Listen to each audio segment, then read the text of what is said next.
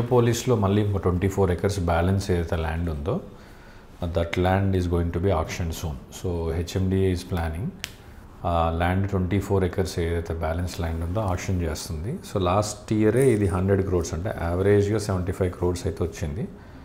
But highest bid happened at 100 crores per acre.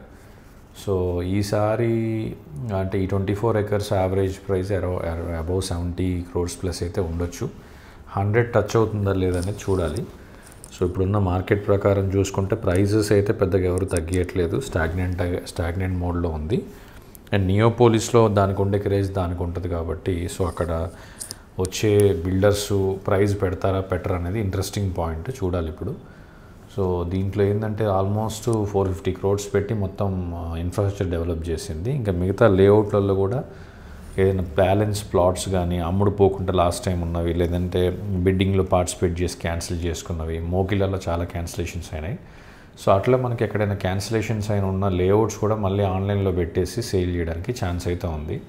So hopefully I think next year first half కానీ ఏ టైంలో మనకు వస్తుంది అనేది చూడాలి.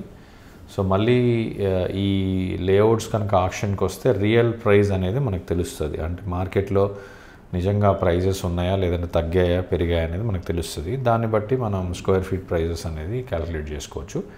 But we have to see మళ్ళీ కోకాపేటలో 100 crores వెళ్తుందా లేదా అనేది చూడాలి.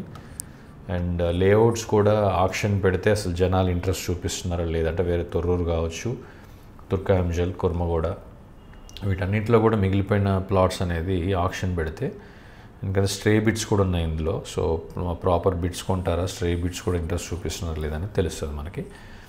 As such we have to wait for the real auction from HMDA. Thank you.